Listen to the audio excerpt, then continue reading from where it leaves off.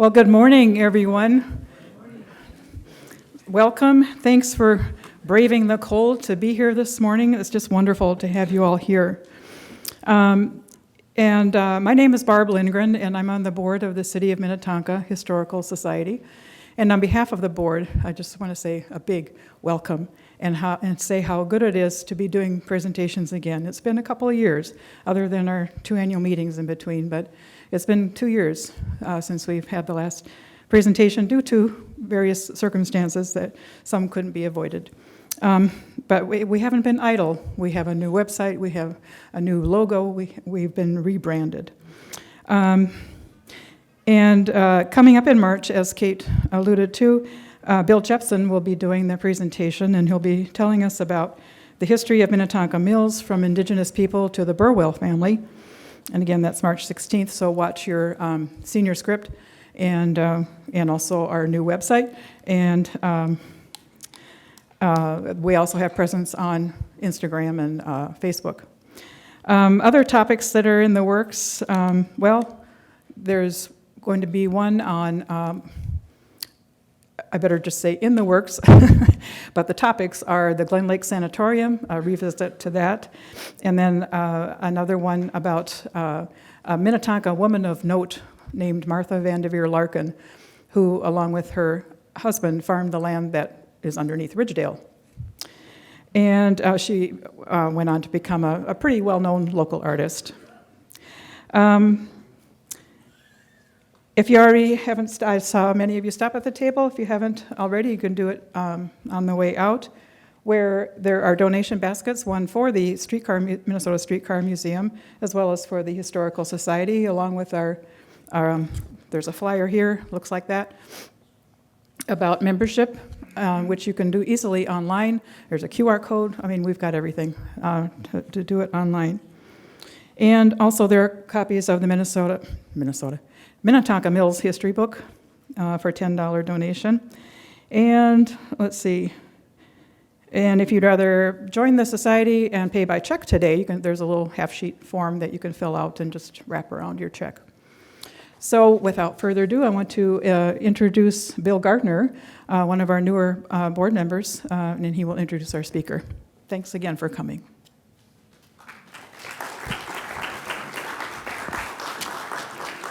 Good morning, folks. This is a great turnout. Appreciate you coming today. I'm on the board of the Historical Society, but I'm also a streetcar operator with the Minnesota Streetcar Museum.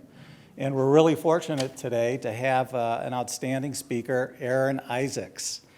Aaron has had a lifelong interest in trains and trolleys that's led to over 50 years of volunteering with the Minnesota Streetcar Museum. He is now the board chair, the historian, and also a streetcar motorman. He edits the museum's quarterly history magazine and is the author of 7 books on Minnesota's railroad and streetcar history. Aaron's recognized not only as Minnesota's streetcar expert, but he's a national expert as well. If you have questions during the presentation, feel free to raise your hand. And Aaron, I'm sure, most likely will have an answer. So please join me in welcoming Aaron Isaacs.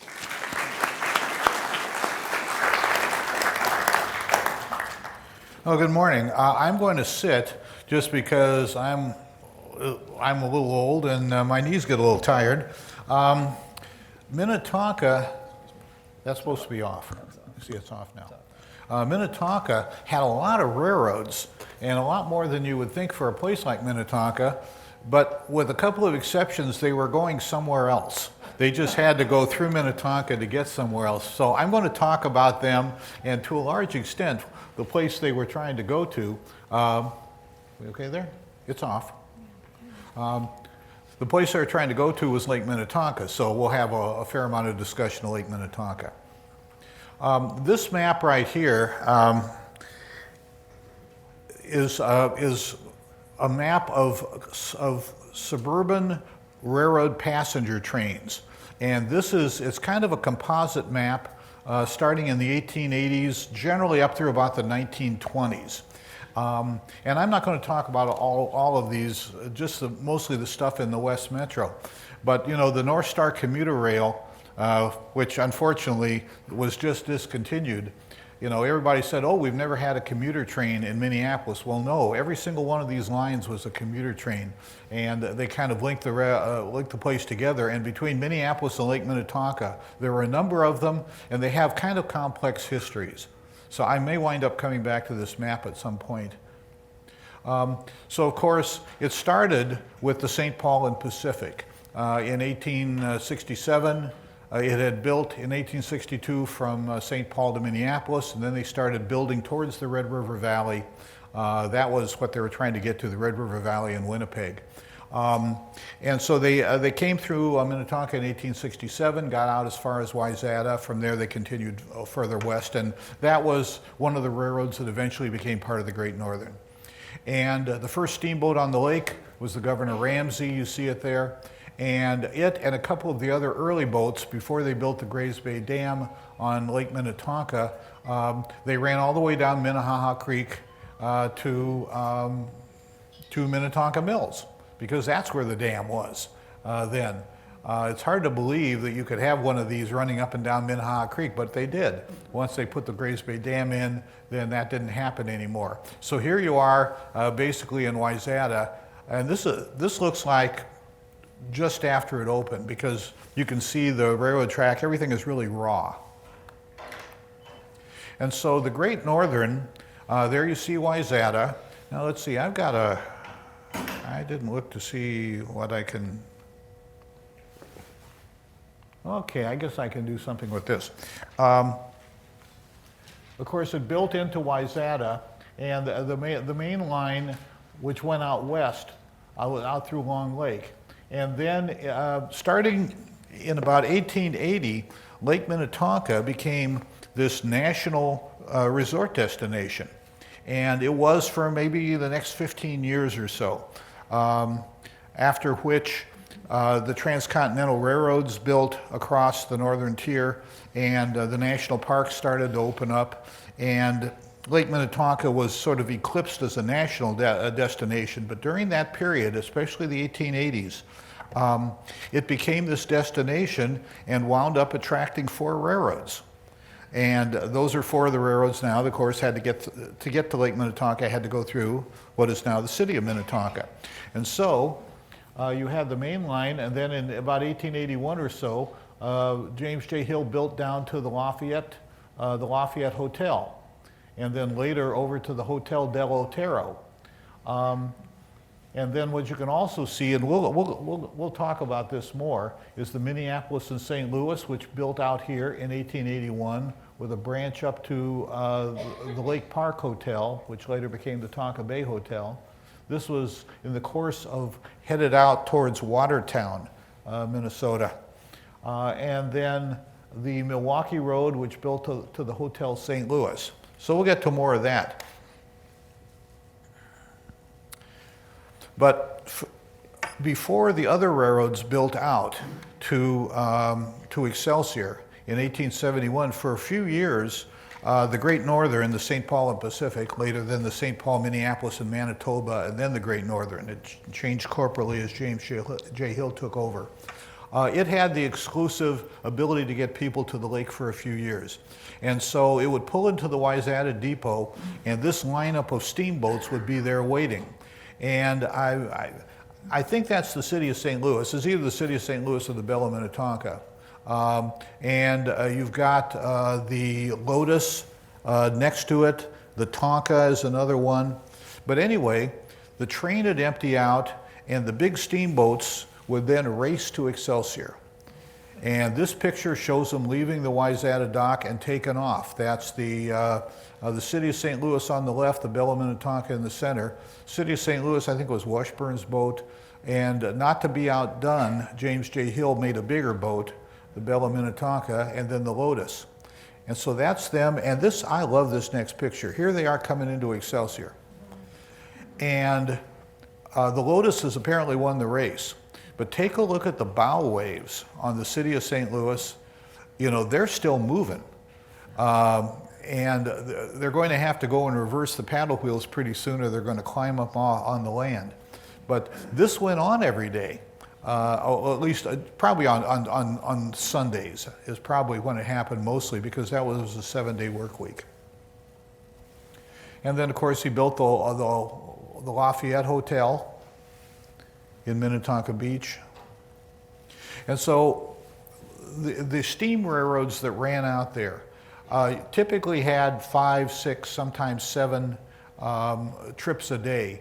The top 2 schedules are the Great Northern, with its predecessor named the Minneapolis, St. Paul, Minneapolis, and Manitoba.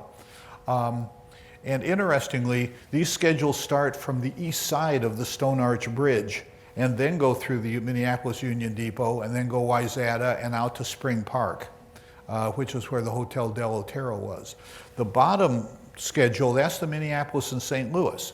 And the Minneapolis and St. Louis, of course, is what came through Minnetonka Mills and out to Excelsior. And these all went all the way out to the Lake Park Hotel in Tonka Bay. And so what these were just little suburban trains. And do I have a picture? Okay, well, I'll get to that in a second. But these are little suburban trains whose only point was to run back and forth between Minneapolis and Lake Minnetonka. They were supplemented by a couple of long-distance trains that were headed like out to Watertown, South Dakota, or Hutchinson, but for the most part, it was just little trains. This is July 5th, 1886, and clearly they were having 4th of July celebrations on a Monday. I'm not quite sure why they were doing it that day, but you can see fireworks, and so they were running special trains out to Minnetonka Beach, to the Lafayette Hotel, every hour of the day, all the way from St. Paul in Minneapolis to get out there. And here's this is the 1900 timetable of the Minneapolis and St. Louis, once again the one that ran from Hopkins through Minnetonka Mills. And this is actually from the Minnetonka Historical Society collection. This was kind of the one destination for a steam railroad in Minnetonka Mills. And if you look, you'll see the boxcar on the left. That's a spur track off the Great Northern Railway, the one that was going from Minneapolis to Wayzata. They ran about a 1-mile spur track down to get to Minnetonka Mills in 1869. And they were the first railroad in there.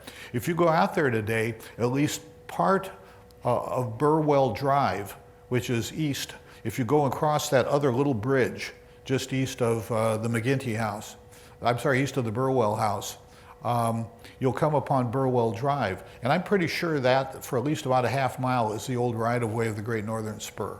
And then over on the right, you see a boxcar off of the Minneapolis and St. Louis.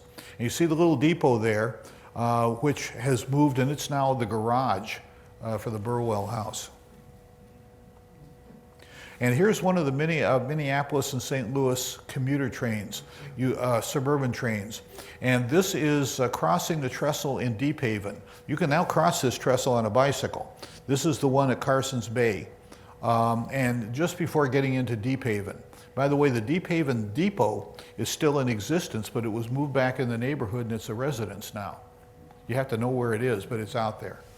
And so you can see it's just a little 2-car train that was running back and forth. And here's one of them. This is at the Tonka Bay Station. And the Tonka Bay Station served the Lake Park Hotel, which, when Twin City Rapid Transit, the streetcar company, took it over, was renamed the Tonka Bay Hotel. Okay, so you had the Great Northern Railroad coming out to Wayzata, Minnetonka Beach, and Spring Park. You had the Minneapolis and St. Louis, which diverted from the main line that went through Hopkins, and then that main line, which was built in 1871, cut through the southeast corner of Minnetonka, went to Chaska, and all the way south then to Watseka and Albert Lee. So then, to get in on the Lake Minnetonka boom, a third railroad, the Minneapolis, Lyndale, and Lake Minnetonka. And this is it. Now, what this was it was always called the motor line for a steam motor. And that's that little thing in the front. It's actually a steam locomotive that was designed to run in the city, very small locomotive. And it started on downtown at First and Marquette Avenue. Marquette was called First Avenue South then, and it ran through downtown on Marquette Avenue, and then it ran out Nicollet Avenue to 31st Street, and then across 31st Street, and then it left the streets onto its own right-of-way, which went down by Lake Calhoun, and this is the Lake Calhoun end of it. You had a pavilion there, a recreational pavilion, which was then expanded. It became the Lyndale Hotel, and it went out there in 1879, and then in 1880 they extended it another mile to Lake Harriet, where they became the concessionaire for Lake Harriet and put up, starting in 1886, put up the big pavilions at Lake Harriet and managed the musical events and all. As a matter of fact, they did that extension from Lake Calhoun to Lake Harriet on July 4th of 1880, and so many people, this little thing ran about every 45 minutes from downtown out to Lake Harriet, and the cars were jammed for fireworks, and they had the fireworks at Lake Harriet, and so many people wanted to go back that the trains couldn't handle them, and a lot of people camped overnight at Lake Harriet and had to take the train back the next day. But anyway, this little thing, the reason that locomotive looks that way is it was a fake passenger car body that was put on it to try not to scare horses. It's called a steam dummy with a dummy body on it. It was also a narrow gauge railroad, only 3 foot between the rails, as opposed to 4 foot 8.5. So anyway, this little thing decided they wanted to get in on the Lake Minnetonka boom, and they extended it from Lake Harriet all the way out to Excelsior, and extended out along 44th Street in Edina, along the south side of the Meadowbrook Golf Course, along the south side of what would become Blake School, down what is now Excelsior Boulevard, through Hopkins, and all the way out on what is now Excelsior Boulevard, all the way to 494, and then parallel to Excelsior Boulevard, all the way into Excelsior.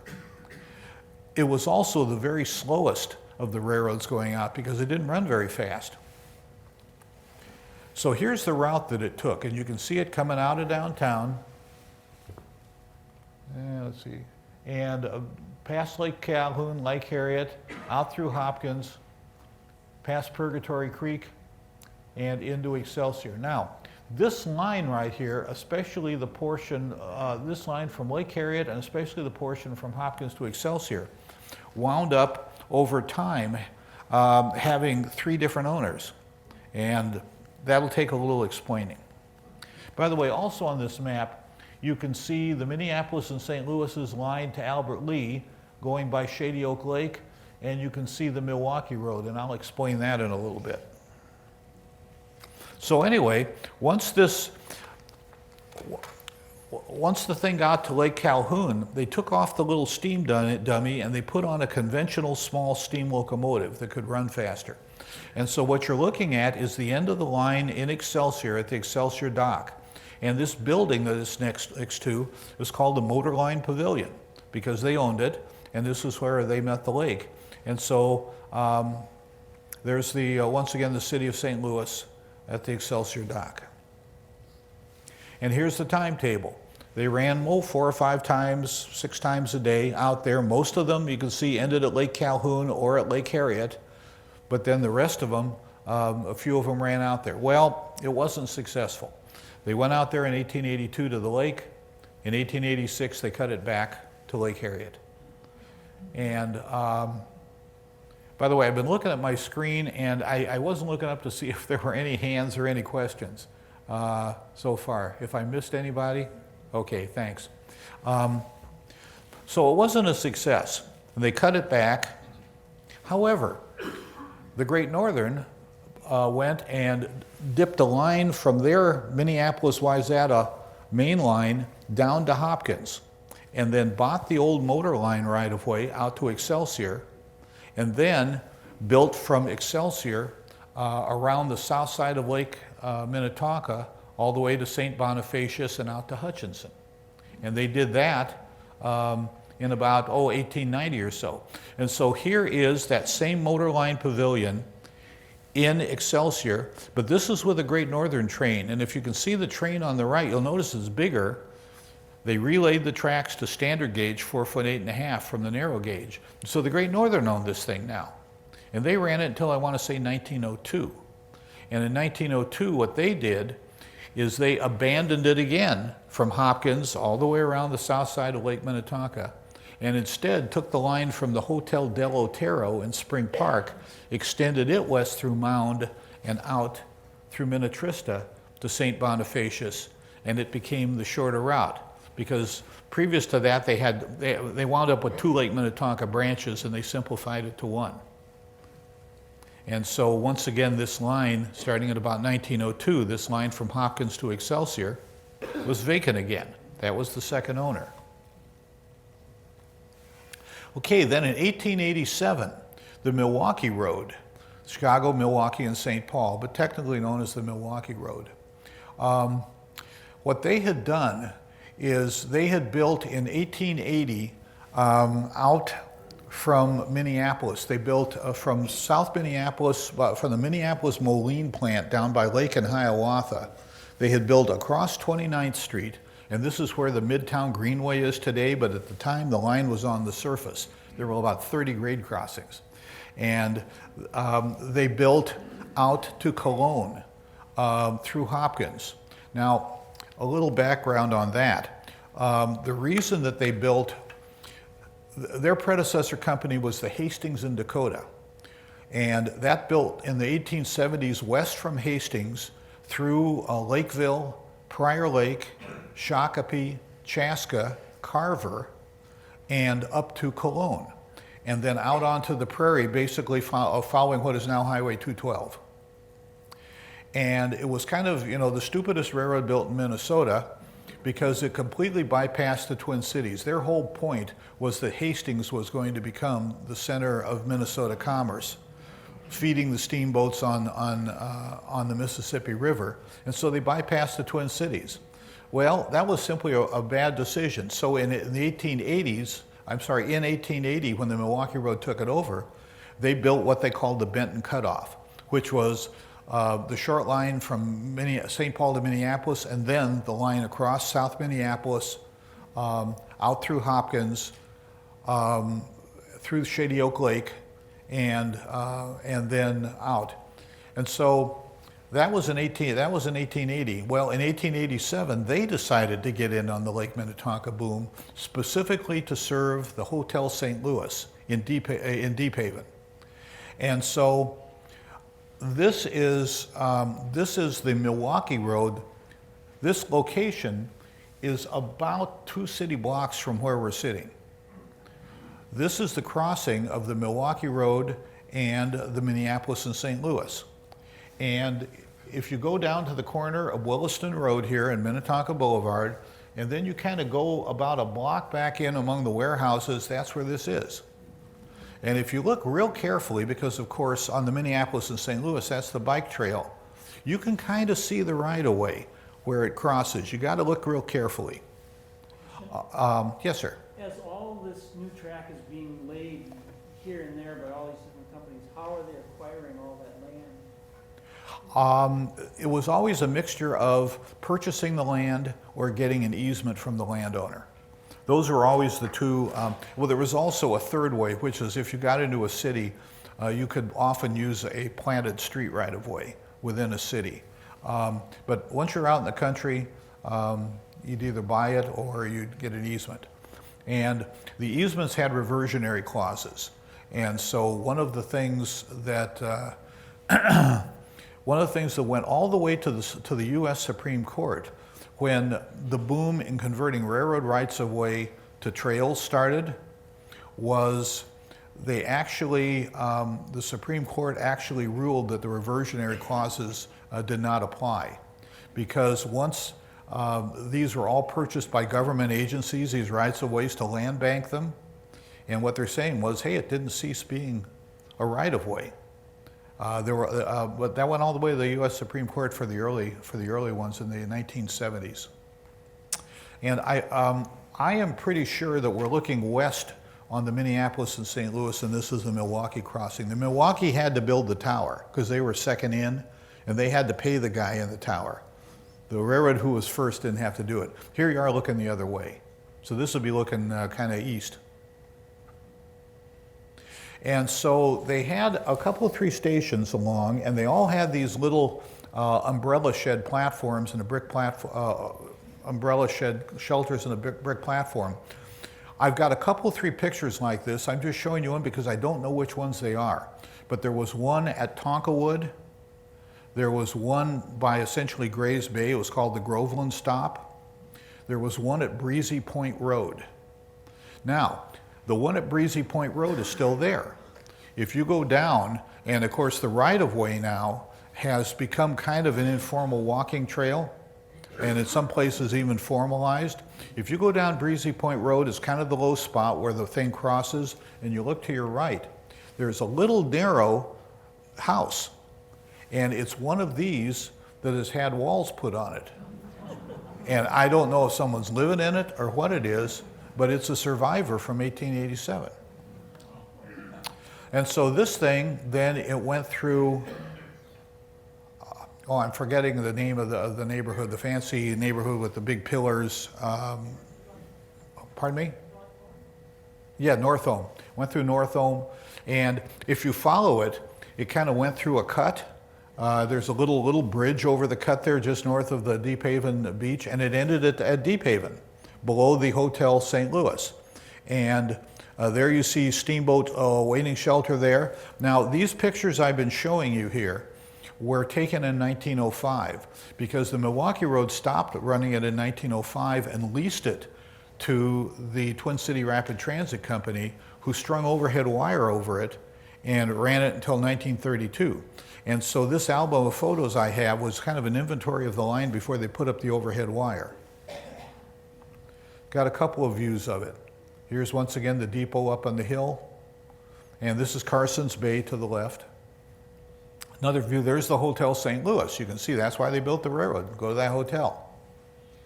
Previously, the Minneapolis and St. Louis got within a few blocks of the hotel, but the hotel had to send over a wagon to pick people up. And so here was the schedule of the Milwaukee Road. And you can see, once again, it's about 6 trains a day. And yes, I'm sorry, one there?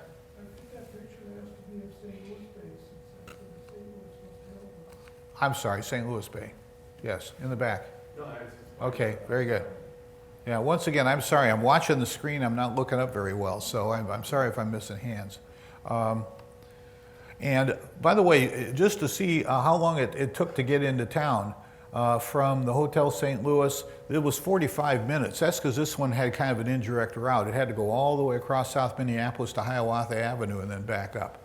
The Great Northern was a little quicker. It was about 35 minutes because it was more direct. Yes, sir. Yes. Cost to ride these trains? I don't know, but probably like 25 cents or 50 cents, something like that. I haven't actually seen costs for these. In later years, it was 25 cents on the streetcar.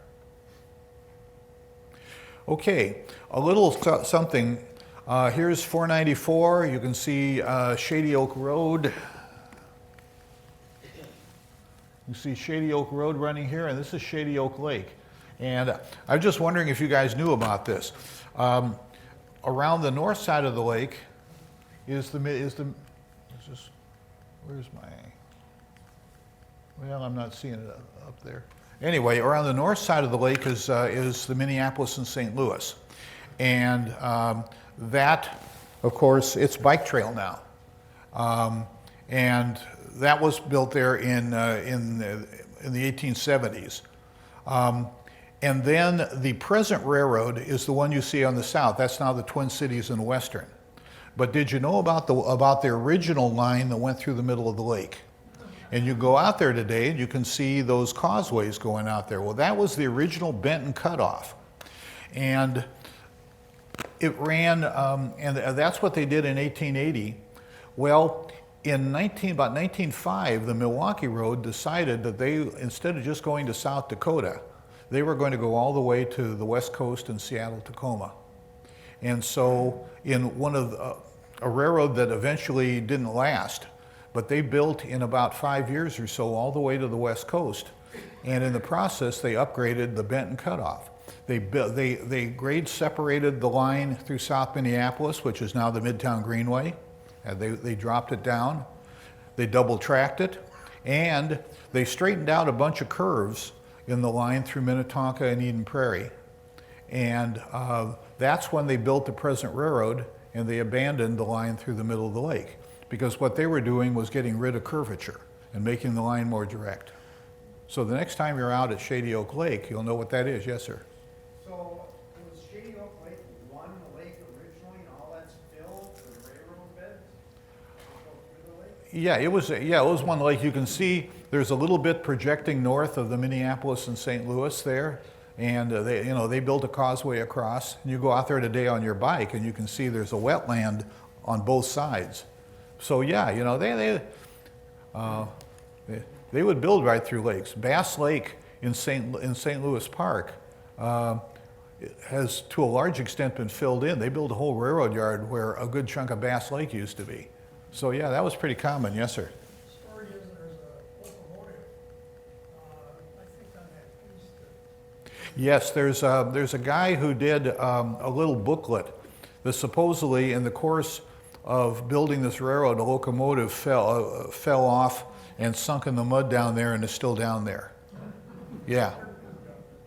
But you're right. Thanks for reminding me. I had forgotten about that. Okay. So, the big boom in Lake Minnetonka kind of petered out in the 1890s. And there were still a few steamboats on the lake. By the way, in the course of all the way from the Governor Ramsey in the 1860s up through the end of the streetcar steamboats, there were some, 90 steamboats that ran on Lake Minnetonka. Many of them were small kind of private launches, but there was a lot of stuff on Lake Minnetonka. So, the lake had kind of gone into eclipse as a national destination, and that is when Thomas Lowry, who was the president of the streetcar company, decided that he would like to go and extend from Lake Harriet all the way out through Hopkins to Lake Minnetonka and create a summer resort on Lake Minnetonka. And that was 1905 that they opened the line with a single track, double tracked it the next year in 1906. And now you have to remember that was back in the period where it was a 6-day work week. And so Sunday was really the only day. They were running out there every day of the week. They ran every half hour out to Excelsior, once an hour on the branch to Deep Haven. I'll talk about that in a minute. But on Sunday, they had a streetcar at least every 10 minutes to haul all the people because, and this is something that street railway companies did across the nation in about 400 places, is when they went out into the far suburbs or into, they needed a traffic generator because not a whole lot of people lived out there, and so they would build amusement parks and recreational facilities. And so out on White Bear Lake, which you see in the upper right, they built Wildwood Park. And once again on a Sunday, you'd have cars running every 15 minutes or so out to Wildwood. Well, they built Big Island Park out on Big Island, and you can see it out there in the lake. And then, of course, you had to get there, so they built 3 huge paddle wheel ferry boats. I'll show you a picture of that would shuttle about every 20 minutes from Excelsior out to Big Island. It was a couple miles. And then they built 6 express boats, which were designed to look like streetcars. They were called express boats, but everyone called them streetcar boats because they were painted the same color, they had the same seats, they had the same finishes and all. And they ran on 4 separate routes. They met the streetcars, and they ran on 4 separate routes that went all over the lake. So let's kind of take it. They came out, they bought the old motor line right-of-way from Lake Harriet out through Hopkins, and so here we are. They're the 3rd owner of this little railroad that was the motor line, and then from Hopkins west was the Great Northern, and now it's Twin City lines. And so they ran out west to Hopkins, in the process straightening the line out. The line was not particularly well built or graded, and so they straightened it out.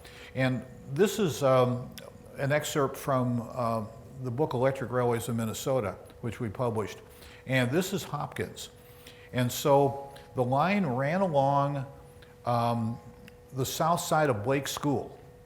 Here you see, you can see Blake Road up there to the right, and then that kind of open area by Blake, that's Blake School. And it ran right along the south side. And by the way, if you go out there today, that half mile is a bike trail.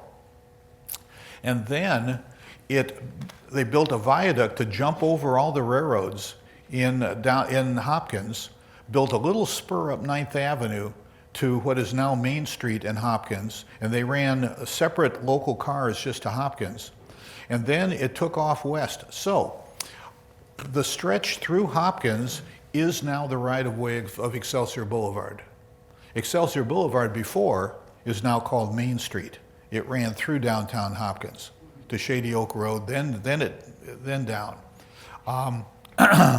And what they did here, starting in Hopkins, is they leased the Milwaukee Road. The Milwaukee Road is this thing that's dividing and curving up in the west. And if you go out there today where it says Deep Haven Junction, that's Junction Park, Junction Road and Junction Park, right off Excelsior Boulevard. And so their main line followed, the main line today is still Excelsior Boulevard, all the way from 8th Avenue and Hopkins to 494. Excelsior Boulevard is the old streetcar line. West of there, the streetcar went and ran parallel about, a block, half a block south of Excelsior Boulevard, all the way out to Minnetonka High School. This thing gets a little complicated. Question? Yes? So that portion of track in the upper left on the screen that curves way up, that's the piece that goes through by Lund's and eventually to the Dairy Queen and the Mills, is that line? No. The Minneapolis and St. Louis is the one that cuts the, well actually, I'm sorry, if you're talking about the cross-hatched line at the Yes. very top, Yes. right, that's the Minneapolis and St. Louis that is now the trail. Yeah. Everything you see there is the trail that goes right behind Lund's. So, a follow-up curiosity, I've always wondered at the intersection of Shady Oak and Minnetonka Boulevard, where the bike trail now dips down to Shady Oak on both sides, was there a structure there to get the rail grade over Shady Oak? No, that was just a grade crossing. So the grade was higher, I mean, the. Well, street I grade- biked that a bunch of times. It really doesn't go down much. I mean, it's all they really did. That was always just a grade crossing. It's not high enough. Yeah, Right, but not much, not enough to. but so Shady Oak originally was higher to meet that grade? Yeah, probably was. Yeah. No, that wasn't a grade crossing. I'm sorry, that wasn't grade Wasn't separated. structured. No. Okay. But anyway, that curving thing from Deep Haven Junction, the first part of the curve, that's Junction Road, is on the right of way. Okay, now here's the next segment of the map. And here, down at the bottom, you can see the thing running alongside and near Excelsior Boulevard. Excelsior Boulevard is the thin line on the bottom. And then you see the Milwaukee Road branch, which they leased and put the overhead wire on. And you can see that it had a stop at Williston Road, and it had a stop at Tonkawood, and it had a stop at Groveland, which is 101. And then at the Maplewood stop, that's the one that's still there. And then they had a stop at North Ulm, and then finally came down to Deep Haven. And now here, this is the next map that gets you into Excelsior. Now, I need to back up here a little bit. Here you have Purgatory Creek, and then Clear Spring Road, which is 101. And then you get right by the high school. Okay, as soon as you got past the high school, the streetcar lasted until 1932. And as soon as the streetcar quit, the Minnesota Highway Department bought the right-of-way from Minnetonka High School to Excelsior. And so Highway 7 is the old streetcar from Minnetonka High School to the Excelsior off-ramp. The Excelsior off-ramp is the old streetcar. As a matter of fact, when you go up the off-ramp and you got the bridge that's over the bike trail, for until, what, 15 years ago or so, there was an old bridge. That was the streetcar bridge that the cars were still using. So the other thing that happened, and this was in 1909, they had built out to Excelsior.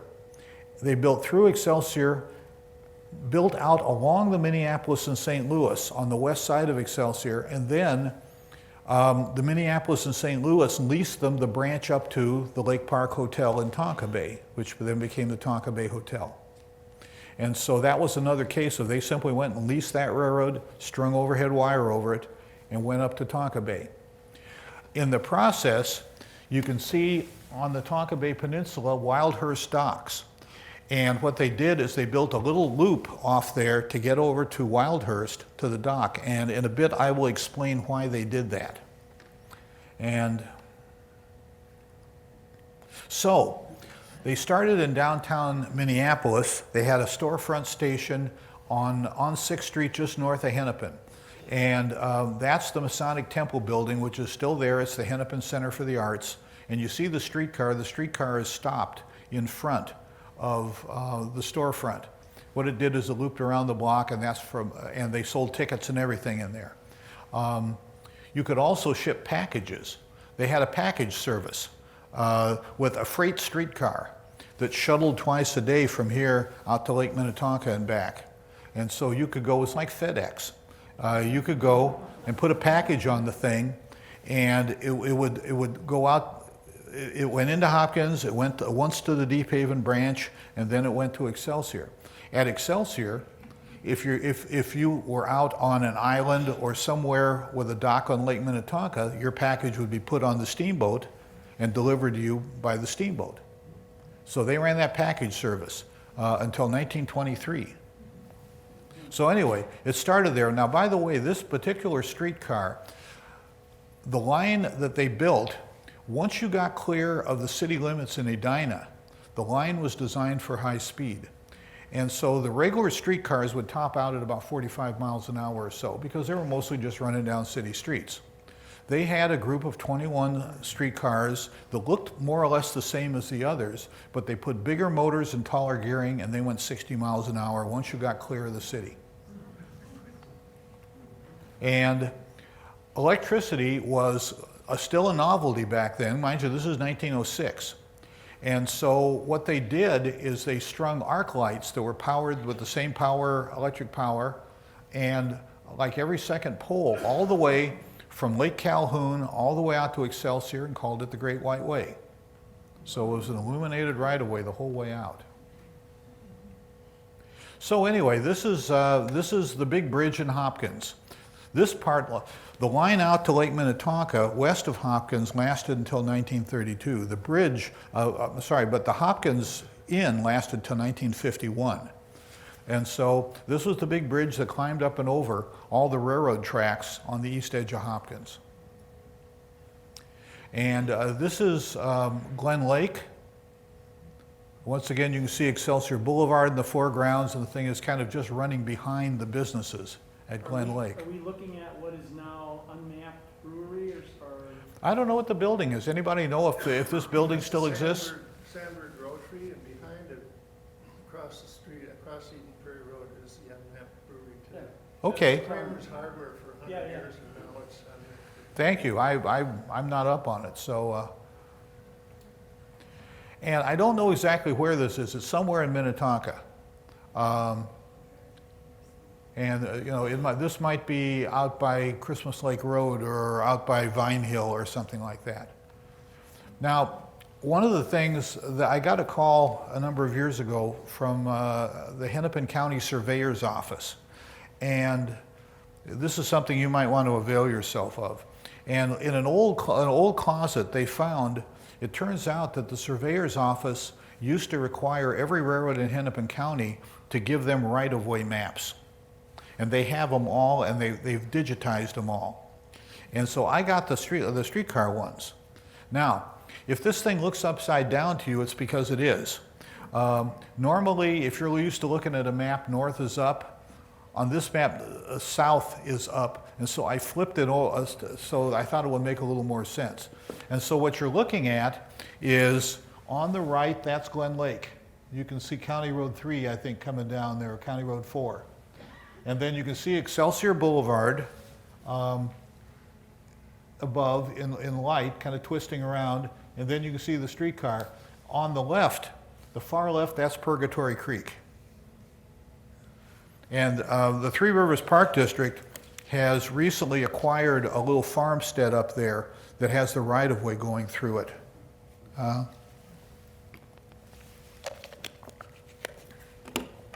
But anyway, they've got them for all the other railroads, so you might find that interesting.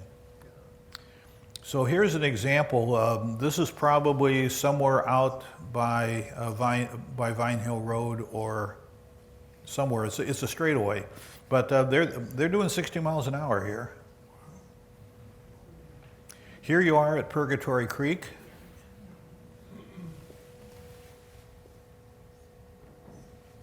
And this is the segment that takes you from Purgatory Creek to Vine Hill Road. Yes?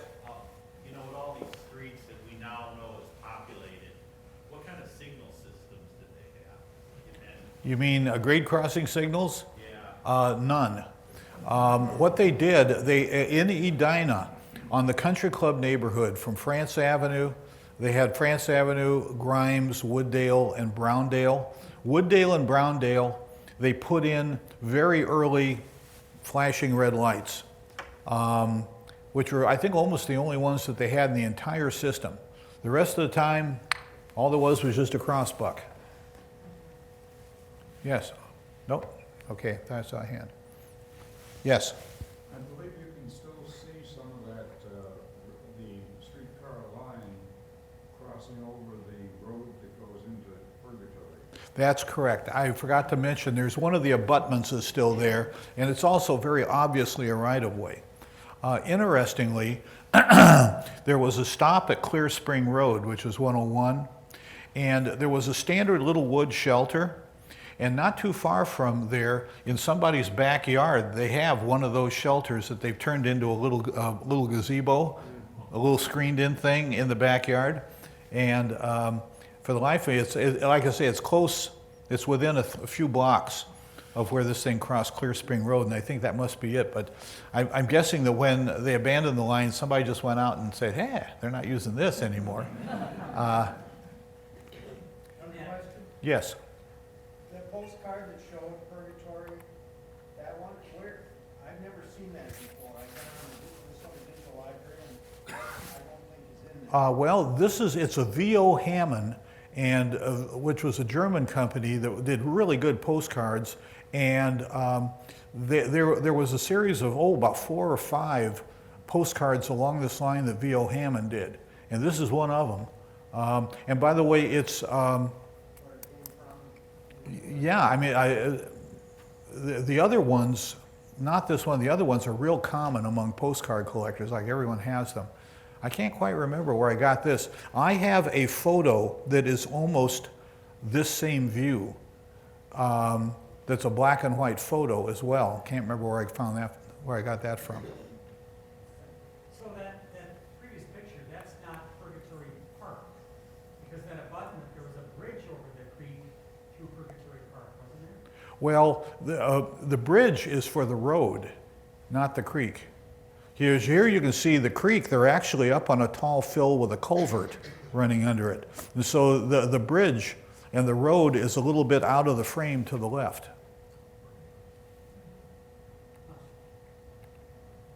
And so this one was labeled. That's Vine Hill Road in the distance. And so it actually went under Vine Hill. But at this point, you would be on Highway 7 coming around the corner to Vine Hill. And then, of course, you got to Excelsior, to the Excelsior dock station, and you could go and get on the steamboats. And then the streetcars themselves actually ended at this station, and there's a pedestrian tunnel underneath, and there were 3 types of cars that ran on the line. There was the Lake Minnetonka car, which was every half hour, and every half hour, and half of them ended at Second and Water in Excelsior, and then once an hour, one extended to Tonka Bay.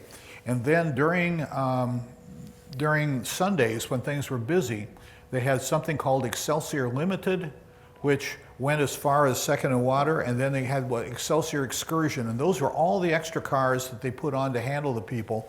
And if you look at the station, you can see there's a curving track behind the station, and there's a whole rail storage yard there where they'd all the Excelsior Excursion streetcars would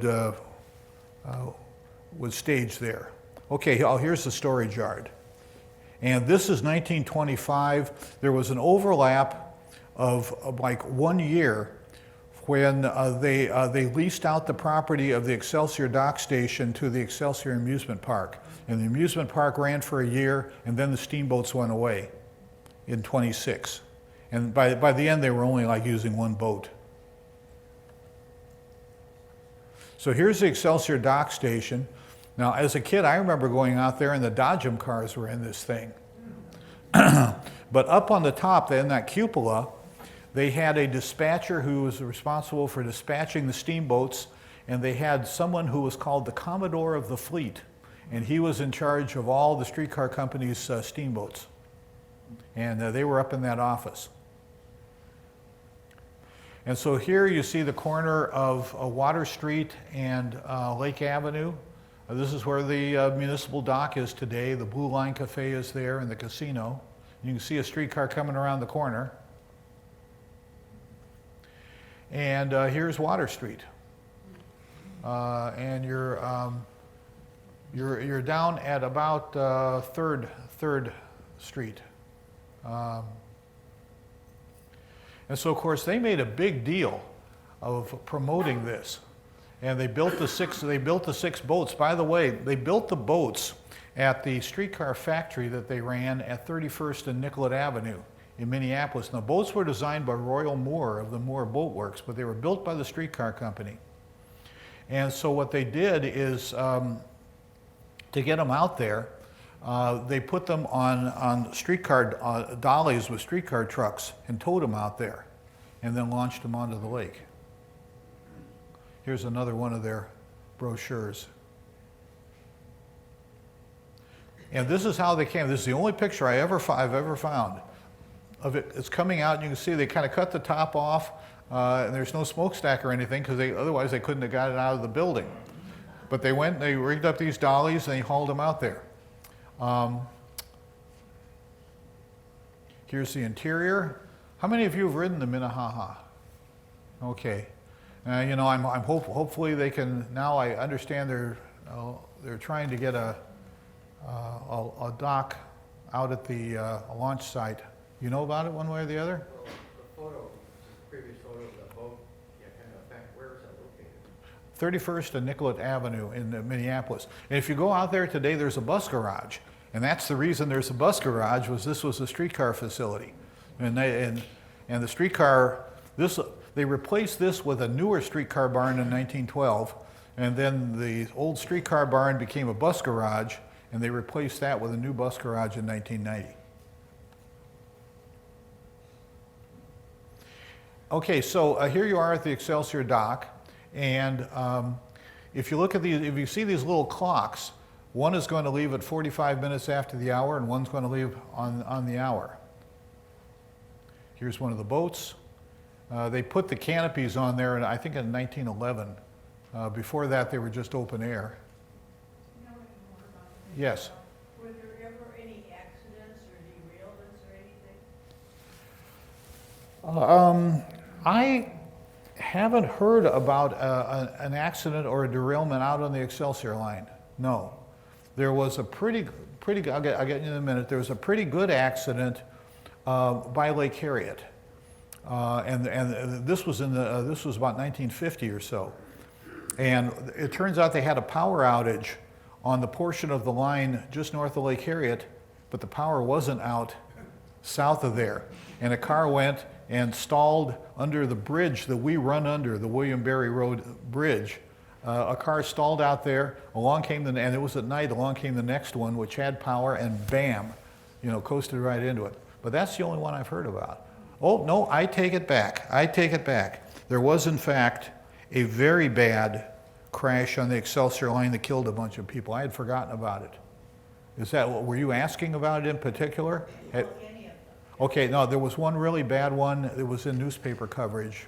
I can't remember the exact year, but it was probably 1915 or something. Okay, yes? You know any more about the Minnetonka? Well, they were trying to get, they've been trying to find a launch site. And they were looking at one that was near, on the west side of Excelsior, that was a fire right-of-way down to the lake, but a couple blocks long. I'm hearing now that maybe that's not happening and that they're looking at a county park that's out kind of in Minnetonka, way out on the west end of the lake. And I am a member of the group, but I haven't heard anything more recent than that. And in the meantime, it's been in the building. They got a grant from the Minnesota Historical Society to do a bunch of hull replanking because they had some rotted wood. Okay. And so the boats ran all over the lake.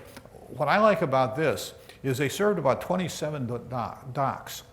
And this particular dock is an example of one where it was so shallow at the dock. These boats, I think a 7-foot draft, I think is what these boats had. And there's not 7 feet of water there, and so they couldn't get the gangway in the center up to the dock. So what they've done is they've removed the window in the front, and these ladies in the long dresses have climbed out of the front window to get onto the dock. This is the only picture I've seen of that happening. Okay, now there were 3 specific eras in the operation of these boats. The operation of the boats went from 1906 to 1926. The first one, and this is actually a map that turned out to be wrong, but what they did is they had 4 routes.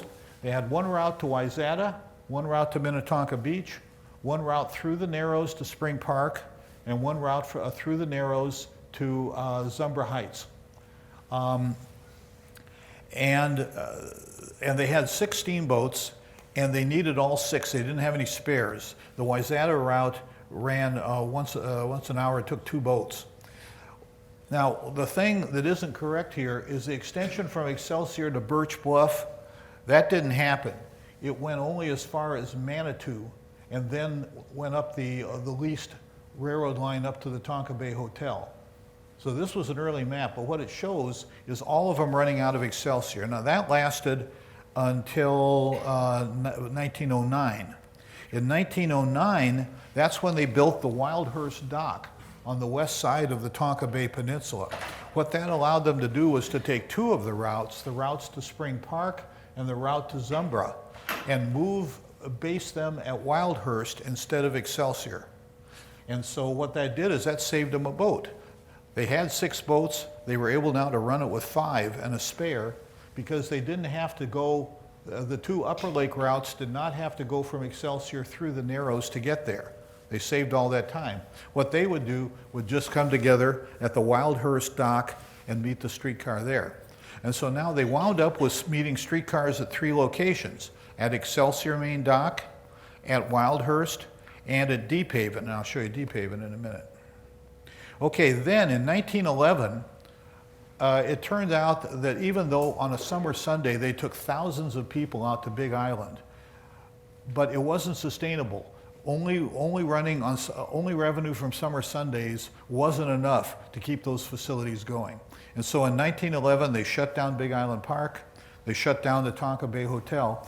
They also shut down another service they had been running on the lake. They had gone and purchased 3 of the existing steamboats that were on the lake, and they used them for what they called the 40-mile tour, where those boats would just give you an all-day tour on Lake Minnetonka. Well, they got rid of those in 1911 as well. But they wanted to keep that ability to give people a tour of the lake. So what they did is they took the express boats and they went to what I'm calling continuous routing, where they would start from Excelsior and go to Wayzata. And then that same boat would come back to Excelsior, go to Minnetonka Beach. And then it would come back to, and then from Minnetonka Beach, it would go through the Narrows to Spring Park. and then it would go to the Wildhurst dock, and then to Zumbra, and then it would do the whole thing in reverse. And if you just stayed on that boat, you'd see the whole lake. Now, I'm an old Metro Transit route and schedule employee, and so I'm kind of into how to make schedules work. And this is just about the most genius piece of schedule making I have ever seen. Because not only did they do that, but they met the streetcars at Excelsior, they met the streetcars at Wildhurst, and they met the streetcars at Deep Haven. And the streetcars at Deep Haven only came in once an hour, and the Wildhurst streetcars only came in once an hour, and they still managed to meet them with all of this.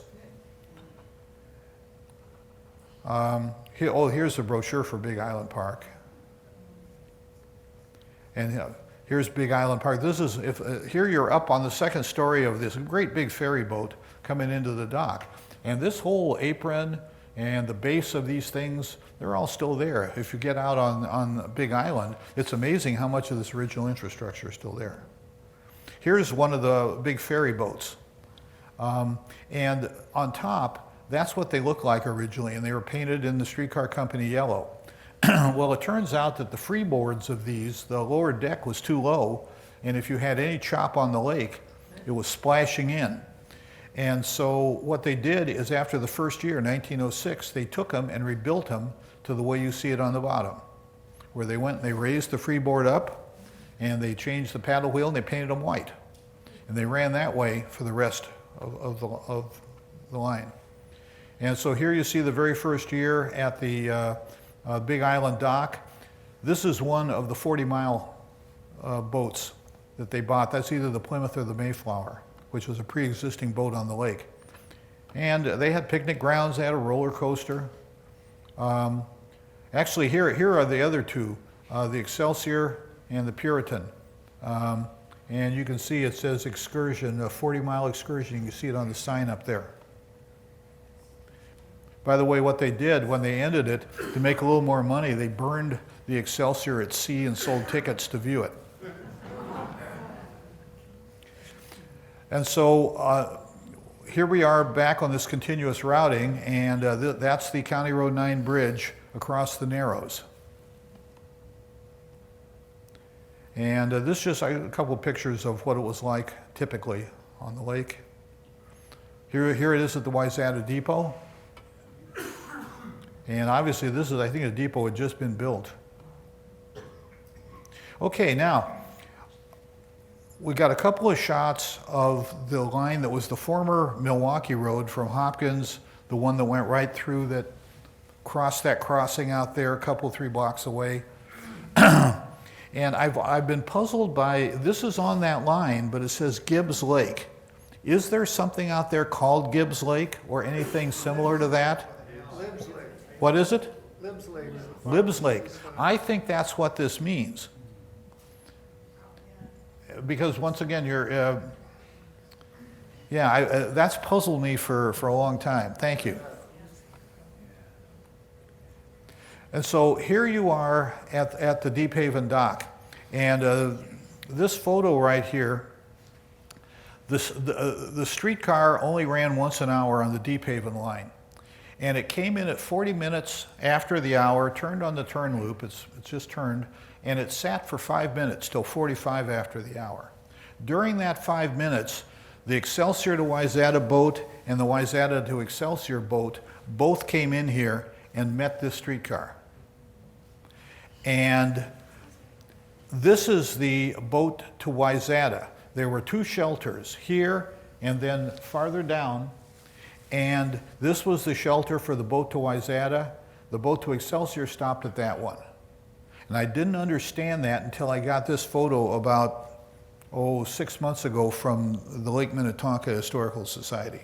It's not very clear, but, and this one I got from, sorry, yes? Yeah. There's a turntable in there. There's no turntable. What they had was just a loop. They, What's on this side that's coming towards us? Where the loop is. Yeah. the loop is behind the camera. There was a real tight radius loop. As a matter of fact, I I can go back in a little, I'll do that kind of at the end, go back, we have a little map insert that shows it. But yeah, it just went down, looped around and came back. Yes? How do these streetcars pick up their electric power? You just see one pole, very high up, 300 feet. Well, there is an overhead wire up there. It's up against an overhead wire, which is not really very visible in this. And the overhead wire has 600 volts of DC current, and there's a wheel on the end of the pole that runs along the overhead wire, and the power goes down through the controller, and then each of the 4 axles has a in this case, a 75 horse motor geared to it. So this was 75, 50, this was a 300 horsepower vehicle. Okay, yes? Where were these power stations located for these lines? Okay, the power was generated at St. Anthony Falls. They had a hydro station above the falls, a hydro station below the falls, and they had what they called the main steam station. Have you been down to the Jim Hill Bridge, and there's a power plant on the east end of the Jim Hill Bridge? That's the main steam station that powered the streetcars, all of them put together. And so the hydro stations created a base load, and then the steam station was the peaking power. And it's been extensively rebuilt, but now it's providing heat to the University of Minnesota. And so what they had was underground conduits that went as far as Linden Hills, west of Lake Harriet, and then transferred to overhead wires. And then they had substations all the way along. The closest there was a substation in Hopkins, about where 169 is today, west of Blake School. And there was a substation just east of Excelsior, just east of where the thing crosses over the bike trail on the east side of Excelsior. Now is the Glen Lake substation, that wasn't part of that? If there was, I'd have to look at the list of substations and see. I don't remember if there was one in Glen Lake. There could have been, but This would have been just east, I think, of the Gold Nugget. that one I'd have to look up. I've got a list of the substations, and I honestly don't know if there was one in Glen Lake. I don't recall one, but there might have been. Yes. The one he's referring to in Glen Lake, that's a residential substation. These substations would be like brick buildings, right? Well, each substation was a pretty substantial brick building. Yeah, it wouldn't be an open set of transformers. Oh, no. This would have been a little fortress-like looking Thank you, nothing brick like building. Glen Lake, Yeah. So my question is AC or DC? DC power. Okay, rotary converters? Yes, you bet. And so here's another shot at Deep Haven. And this shot, when I got it in, answered some questions. First, here comes the streetcar. There you can see Express for Wayzata. That's for the boat. And that building up on the hill, that is the former railroad station that got moved a little bit and became a residence. I understand it's been torn down. Is it still there? Okay. And what this question answered for me was that it had been turned into a house, and the streetcar company never used it as a depot. They used the track, but this had become a house after they took over. And by the way, this little kiosk you see, that's a company telephone booth. And what they would do is call the dispatcher and say, do I have permission to go to the next one down the line? Okay, there's Excelsior Amusement Park in its last, basically, with the boats in their last year and the park already up. What they did is they leased it from the streetcar company. As a matter of fact, the streetcar company provided electricity for this until the streetcars went away in '32. And I think this may be my last slide. There I inserted a dotted line to show where the streetcar came through. It came over. This is the bike trail today, and then it kind of came down there. Do I have any more? Nope, that's it. So let's see. One thing, I was just going to go back and just find that little map of Deep Haven, just to show you that.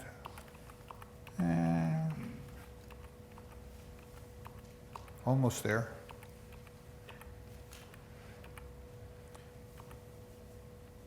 Oh, there it is. Okay, if you look at that little inset on the left, see the turn loop? That's how they turn the things around. Yeah. How long was that? How long was? That loop, like from where the paving station was down? Oh, I mean, just a stone's throw. That long. Yeah, if that. And that was something that they added. The Milwaukee Road didn't have that, but steam trains would just come down and they'd run the engine around and pull it back. Streetcars, you can make a tight radius, and so they would do that. Yes, sir. So were these seasonal, or did they run all year round? They ran all year round. They would add trips in the summertime on those summer Sundays, but they ran all year round. And they had snow plows and everything. Yes. You mentioned some scenarios where trains were going out to Hutchinson and Mhm. maybe beyond. Was that the same equipment? The steam trains, it was the same type of equipment, but if they were going further, first they generally have more coaches. They would very likely have a baggage car and a railway post office car for handling mail. So the train would look a little different, but it was the same kind of equipment. Yes. Can you go to the last slide and tell us what we were looking at?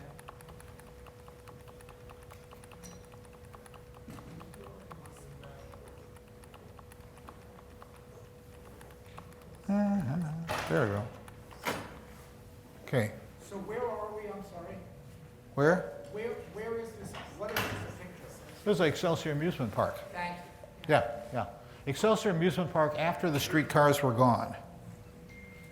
I saw a hand back there, yes. There are three major bike trails now that we use. The one on the north side is the loose line. Yes. And then the one in Wayzata is the Dakota. And then the one, the LRT, which goes through Excelsior. The Dakota goes all the way out to New Germany now. Right. And the loose line will go to Hutchinson and Firebird. Oh, yeah. And then the LRT now goes to, I think the bike trail ends in Victoria, I think. or Yeah, it goes to Victoria. Where it comes up to about Highway 5. So we're all three of those, then rail lines Mm-hmm. that were ultimately converted. Oh, yeah. And like the Dakota would go to Lafayette Hotel. And that was all part of James J. Hill. Mm-hmm. Did he own all these, which of these railroads? Well, James J. Hill owned the Great Northern that went out through St. Bonifacius to Hutchinson. That was James J. Hill. The Minneapolis and St. Louis that runs out here through Minnetonka, that was Washburn who owned that. And the Luce line was named for the Luce family. There were who owned that, and some of the shareholders were also the Glick family of Glick Brewing. And I didn't do the Luce line because it's up in Plymouth, and so I thought, and it didn't really, I mean, it hit Stubbs Bay, but that was about all that it hit at Lake Minnetonka. Yes? So when you go down Minnetonka Boulevard, you turn on Fairchild, and just inside there's a trail, like a spur trail that goes down, and it goes out to Groveland. Was that a train track? It must have been. Did it go to Cottagewood? I think, It goes, yeah, Lips Lake, 45 south. let me get back to it here. Lips Lake. Okay. It's a trail right now, but I was just wondering where it went. I know it goes down to like Groveland Park. Right. That is the old Milwaukee Road, which became the Deep Haven streetcar that you see curving around at the north. You see Groveland, Maplewood, and North Ulm up there. That's that. And I haven't been out there recently to see, I know it's kind of a casual trail. I don't know if it's a formal trail yet in the city. Anybody know? They're going to make it, I think. I think I heard that they're saying they're going to make it a formal trail. Right, because you come into Deep Haven, it's down in a cut there, and it goes under that little North Ulm Road bridge, and so it's very obvious. A lot of people use it. It's just I think it hasn't been improved. I saw, yes, sir. The trail at Fairchild, that goes right along the south edge of Birds Lake. Mm-hmm. Yes. And then Yeah, that's what that is. that trail basically ends at Cottage Grove Road or whatever it is, that small park. It goes down the hill, there's a cut there that goes down that park, but it's just a little 2-block, but it's crushed limestone. And, Yeah. I think part of it is that it's not continuous. yeah, It's kind of in segments, and that's probably why it hasn't been. Yes, sir. I'm confused by the picture of the interlocking tower that you have for the Evans and Milwaukee Road cross. I thought that was west of, near where the 494. No, it's west of Williston and south of Minnetonka Boulevard. There was one where he's talking about. Oh, let's see, 494 and what? Well, it's just north of. Oh, wait a minute. You're thinking down. You're thinking down southwest of Shady Oak Lake. Right. That was where the Minneapolis and St. Louis crossed the Milwaukee Road Benton cutoff. Yeah. All right. Yeah, that map I showed you of Shady Oak Lake, that crossing was kind of off the map and down below. So that's a different one, not this one out here. Yes? In front of the Wayzata train station, it looks like there was room for 2 tracks. Was it always just one or at one time? Oh, no, it was double tracked. It was double? Yeah, they cut it back to 1. Okay. Yes, sir. I'm interested in the right-way maps you showed through Mhm. Glen Lake and Purgatory. Where can you access those on the internet? I don't know if they're on the internet. Well, let me think about this. All I know is that the Hennepin County Surveyor's Office digitized them. I don't know where they are right now. I got copies. County Surveyor's Office? Right, but they were going to give it to Hennepin County Library or somebody, but I got the ones I was interested in, and then I didn't follow up on the others. I mean, I personally, we've got it in we've got the digital file, and it's, by the way, a very large digital file. If you're really interested in it, give me a contact, and I'll get a smaller version that is emailable, and I can send it to you. Maps of that stretch, 'cause I live near there. Right, it's interesting stuff. I saw, let's see, yes, ma'am. Did I hear you say something about Washburn owning some of the railroad? Yeah, owning the Minneapolis and St. Louis Railroad. Oh, really? Yeah, well, I mean, it was one of the officers of it. And that was tied in with the flour milling and all that kind of stuff. I didn't realize that. Yeah, yes, sir. I was gonna say, you should probably mention at least 2 websites. The Minnesota Streetcar Museum has your YouTube page. It has tons of videos you can watch. Thank you. Right, if you go to trolleyride.org or just Google Minnesota Streetcar Museum, and our website has got a big history section. There's links to 2,500 photos, historic photos that are on the Minnesota Digital Library, but they're linked right from our website. There's a link to YouTube where we have a channel with about 50 different slideshows on it, and 5 programs that have vintage video of when they were running, including vintage video I was pleased to find in Duluth streetcars, which quit in 1939, and the Duluth Incline. And then we've also, on there, we publish a history magazine. Those are online. The book Electric Railways in Minnesota is digitized. We got a huge amount of stuff out there. You can get bored real quick looking at all our stuff. Yes, ma'am. Do you know when the tracks out here were torn up? When was it? In the 70s sometime? 70s? When were they first laid? When the tracks first laid? 1881. 1881. Yes, sir. Yeah, I was gonna mention your videos on YouTube as well, where you're actually leading the presentation. I'm the narrator. That's great to see you. And yeah, I think the last one I watched was one that was a trip from downtown out to St. Louis Park through Linden Hills and Mhm. And it was kind of assembled from a bunch of different film and so on. It was very interesting. Yeah, I think in that one, I have then and now photos. Yeah. Where you see the now photo and then you see what it was like then. Yeah, I got all kinds of stuff in there. I can bore you to death. Yes, sir. Well, I've been here since I was 8 years old. I was born in Illinois, lived in Wisconsin. But I'm naturalized now. I got my papers. If ICE pulls me over, I can prove I'm a Minnesotan. Yes, in the back. There are references Minneapolis metro area is top 5, top 10 metro cities in the USA for electronic card services. Have you ever heard any articles? Well, there's no question. Twin City Rapid Transit was first a very big system and an extremely well-run system. And it was also unique in that it was the only one that built all its own streetcars. And that's because Thomas Lowry didn't think that what he could buy from commercial streetcar builders was up to Minnesota winters. And so the ones he designed were kind of bigger and wider and a little heavier. So yeah, it was a high quality system, no question about it. I don't know if it's number 5 or anything, but it's up there. All right. Yes. Oh. Well, I need to bring this to closure. Okay.